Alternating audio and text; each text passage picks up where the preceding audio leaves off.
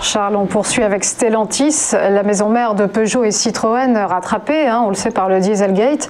Résultat, hier, une chute. Exactement. Alors une chute finalement qui s'est avérée moins importante que prévu à la clôture.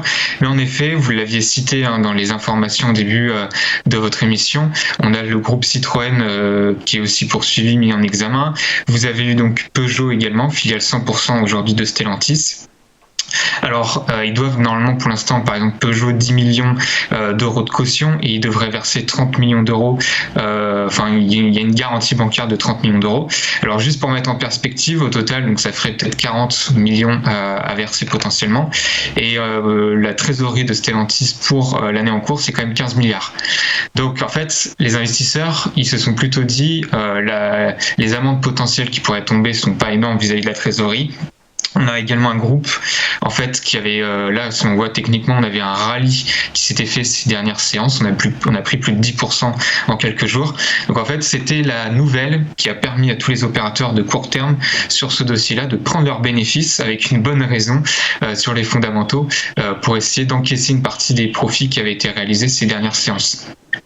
Alors, juste pour rappeler, voilà, trésorerie de 15 milliards, on a un groupe qui se porte très bien, contrairement à Renault, qui est un petit peu plus en difficulté, mais surtout, on a une société qui se projette bien dans l'avenir. Moi, j'étais venu sur TV Finance il y a 15 jours, on avait déjà parlé de Stellantis avec Foxconn, et là, on apprend maintenant que l'Italie pourrait aussi aider Stellantis pour avoir une batterie, une usine de Gigafactory de batteries pour en fait électrifier toute la gamme de Stellantis en Europe.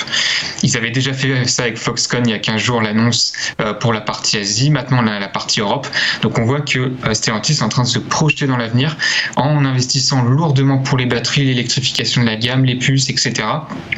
Donc on voit que c'est un sujet qui est pris très au sérieux par le groupe, à savoir la pénurie de semi-conducteurs et de matériaux pour les véhicules.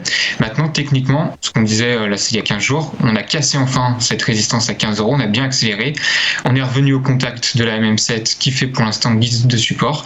On va voir si aujourd'hui elle est reprise en clôture pour continuer la hausse en cours. L'objectif majeur, de toute manière, il ne change pas. C'est toujours 20 euros. Alors, pas de conseil, mais petit détail quand même à noter. Aujourd'hui, c'est difficile de se positionner à très court terme sur le titre parce qu'on est loin d'un support et on est à mi-chemin de la résistance. Donc, il faut peut-être, si on veut tenter d'avoir du Stellantis, laisser le titre légèrement se replier en direction des 15-16 euros pour tenter un achat sur repli, sur pullback, pour jouer la dynamique haussière qui est toujours en place en direction à moyen long terme des 20 euros qui est l'objectif majeur sur le titre.